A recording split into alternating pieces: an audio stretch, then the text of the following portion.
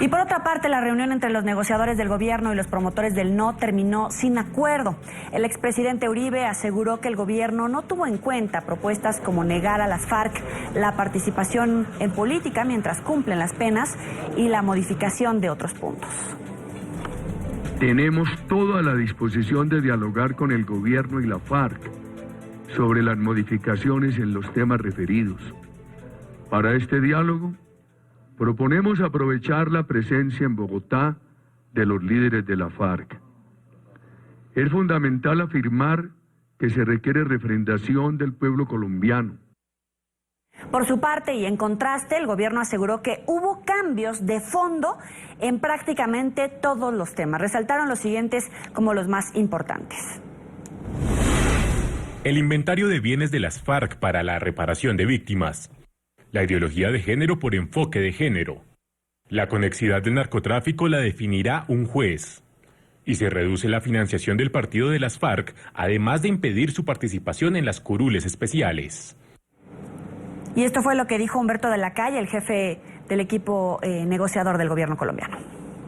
Sinceramente creemos que llegó la hora de avanzar, llegó la hora de unirnos alrededor de este nuevo acuerdo, de este acuerdo mejorado y ajustado para implementarlo, proteger lo alcanzado y avanzar hacia la consolidación del fin del conflicto y la construcción de la paz. Nos acompaña a esta hora uno de los representantes del no, Óscar Iván Zuluaga, director del Partido Centro Democrático. Bienvenido a la tarde.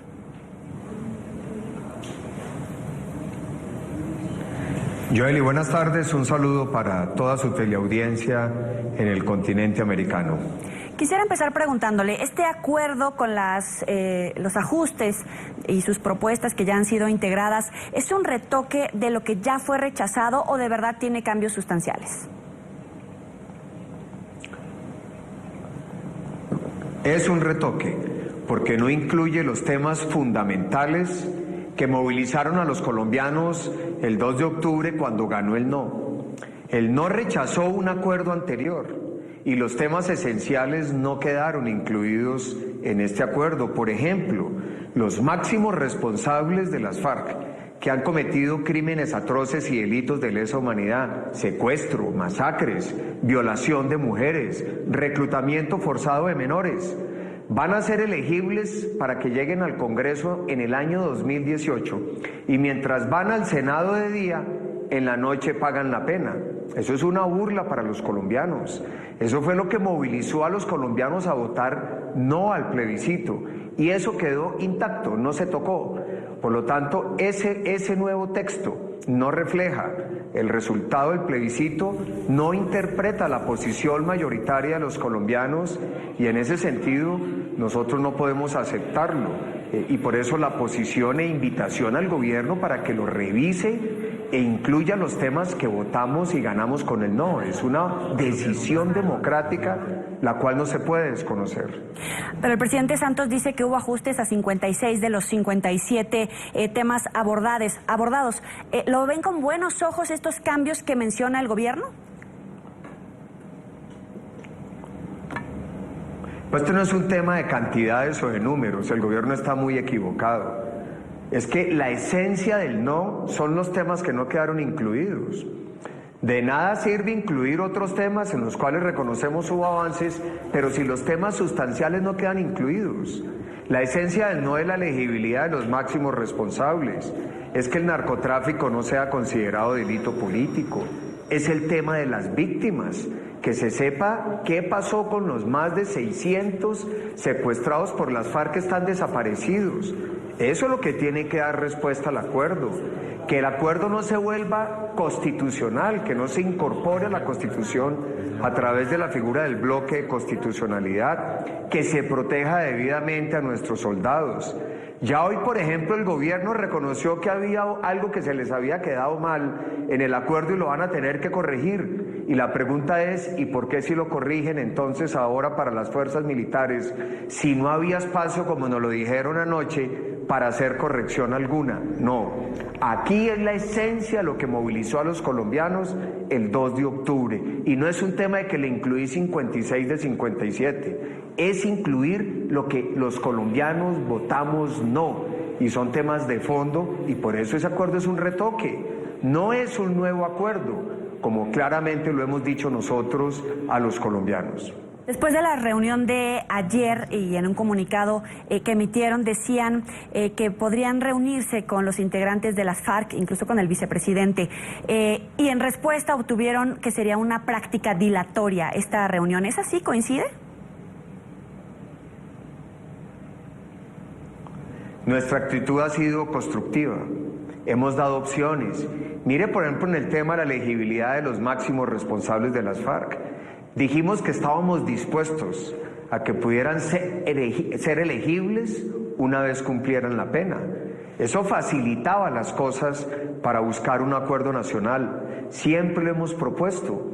Queremos un acuerdo nacional que una a los colombianos. El acuerdo nacional es lo que le da la verdadera garantía jurídica a las FARC, porque es lo que compromete a futuros gobiernos, compromete a toda la sociedad, a todos los sectores sociales y políticos. Imponer un acuerdo como lo quiere hacer hoy el gobierno divide a los colombianos. La función constitucional del presidente de la República es unir a los colombianos. Con este acuerdo, como nos lo están imponiendo, nos divide, polariza. Va a tener efectos en materia política devastadores para el país. Eso no es bueno para Colombia. Nosotros queremos es un acuerdo nacional que una a los colombianos. Ahora, el plebiscito se lo inventó el presidente Santos. Las FARC decidió apoyarlo. Ellos fueron los que nos embarcaron en esta aventura. Ganó el no. El deber democrático es incluir los temas sustanciales. Ese es un mandato para el presidente de la República, no lo puede desconocer. Imponer un acuerdo es un fraccionamiento de la sociedad colombiana, de nuestra democracia. Pero parece que las FARC no van a ceder por mucho que se sienten a dialogar. ¿El riesgo de quedarse con las manos vacías es peor? ¿O se puede abrir este camino a seguir en la negociación hasta lograr un acuerdo que se acerque más a sus propuestas? Ese fue el sentido de la propuesta de ayer. Por eso ayer dijimos, y en el comunicado de anoche, si las FARC están en Bogotá, el gobierno siempre nos ha dicho que las FARC no aceptan nada. Bueno, entonces hablemos. Agotemos esta última instancia, pensemos en el país, este es un momento histórico, la responsabilidad de todos es unir a los colombianos alrededor de un tema fundamental como es el de la paz, no dividir, y por eso nuestra actitud muy abierta, muy constructiva de avanzar en esa dirección. Las FARC tienen que entender que el mejor seguro para poder garantizar una paz estable y duradera es que el acuerdo involucre a todos los colombianos. Porque es lo que les va a dar la tranquilidad del compromiso de toda la sociedad y de futuros gobiernos. Un acuerdo así es débil. Un acuerdo así puede cambiar cuando llegue un nuevo gobierno. Un acuerdo así puede ser muy frágil en su proceso de implementación. Nosotros no queremos eso. Nosotros queremos una paz estable y duradera. Nosotros queremos una garantía para la seguridad jurídica, personal y física de las FARC. Nos parece esencial. Siempre dijimos, el Acuerdo Nacional para la Paz debe ser entre todos los sectores sociales, políticos y las FARC para poder unir a todos los colombianos. Humberto de la Calle decía que en ningún momento el presidente ni nadie del equipo negociador ofreció a los voceros del no la posibilidad de revisar el acuerdo antes de su cierre. ¿Qué responde a esto?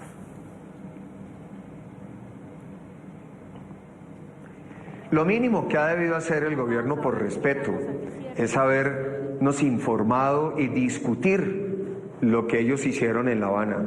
No notificarnos, que es el estilo del gobierno.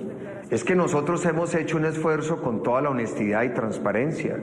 Fuimos con un ánimo constructivo, presentamos un documento de propuestas y opciones y lo hicimos con interés por el país, con toda la confianza y todo el respeto con los negociadores del gobierno. Creemos que lo mínimo en un proceso de generación y construcción de confianza no es llamarnos a notificar que en 3 horas van a firmar, sino tener por lo menos la cortesía de sentarnos un par de horas, mirarlo, explicar y seguramente el gobierno tomará sus decisiones. Pero el gobierno siempre notifica. Imponer estos temas es muy delicado para el país. Nosotros jamás tuvimos ánimo dilatorio, siempre estuvimos dispuestos a atender las citaciones del gobierno con responsabilidad, estudiando los temas, porque tenemos un compromiso, defender la voluntad democrática de los colombianos que votamos no, hacerlo con firmeza, pero con respeto. Y hoy tenemos que continuar en esa línea. Hay que hacer respetar los fundamentos por los que los colombianos votamos no. El proceso fue democrático y eso es el elemento fundamental. Fíjese lo que va a pasar ahora. El gobierno va a firmar con las FARC. Van a imponer en el Congreso seguramente un mecanismo de refrendación, no refrendación popular.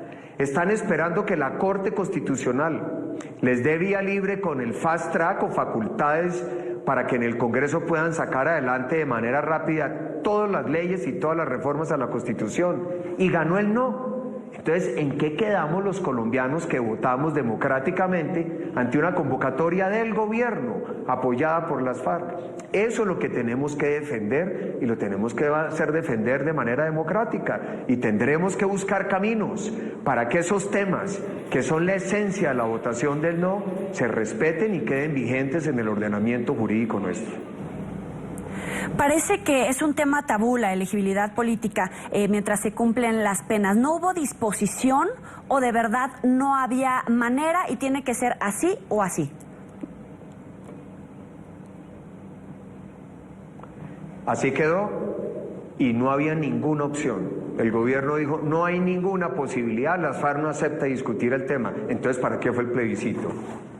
Si ese fue uno de los principales motivos, y no el principal, por el cual los colombianos votamos no. ¿Cómo vamos a aceptar que las FARC secuestró más de 11.000 colombianos, que tiene documentadas más de 90 masacres, que reclutó más de 11.500 menores de manera forzada, que violó y afectó sexualmente a más de 9.000 mujeres?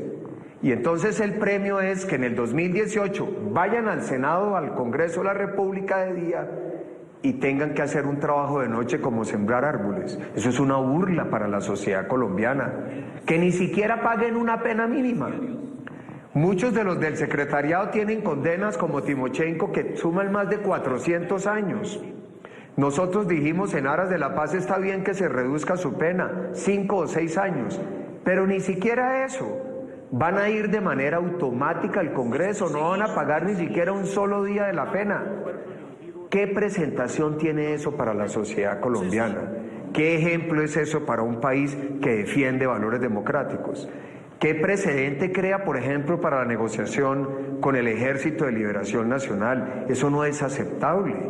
Tiene que haber un acuerdo que tenga unos mínimos de justicia, que faciliten las cosas, sí.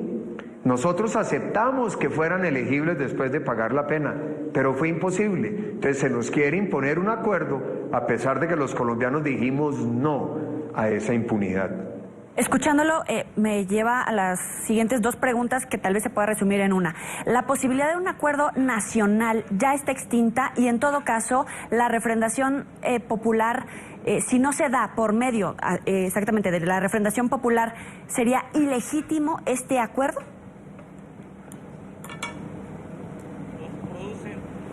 Pues mire, son dos temas muy importantes. Lo primero, hasta última hora confiamos que el gobierno recapacite, que el presidente piense en los colombianos. Su deber constitucional es unir a los colombianos, no dividirlos.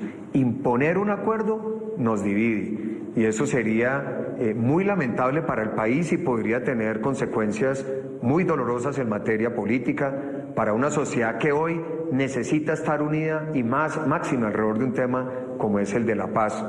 Y por supuesto, la refrendación tiene que ser popular. Lo dice la propia sentencia de la Corte Constitucional que habilitó la convocatoria al plebiscito. Siempre el presidente habló de una refrendación popular. Ahora no nos pueden hacer trampa, no nos pueden hacer conejo, diciendo que lo van a llevar al Congreso a refrendar. Eso no sería legítimo, porque hay una decisión popular que precede este acuerdo, y es la que ganó el no. Por eso nosotros, si el gobierno insiste en esto, entonces vamos a dedicarnos a impulsar un mecanismo de refrendación popular para hacer respetar de manera democrática la voz de los colombianos que votamos no y para poder llevar a nuestro ordenamiento constitucional los temas sensibles que siguen vigentes y que no quedaron incluidos en este texto que van a firmar el gobierno y las FARC. Entonces ese sería el siguiente paso en caso de que el gobierno lo refrendara por las buenas o por las malas.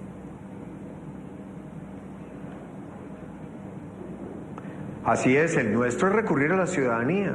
Lo hemos hecho siempre, así nació toda esta idea de la resistencia civil, de las marchas, de manera pacífica, democrática, pero tenemos que hacer respetar los derechos de los colombianos. 6,5 millones de colombianos. Nos movilizamos de manera democrática para decir no. Eso tiene que tener un valor, un respeto. Y ese es nuestro compromiso como líderes políticos.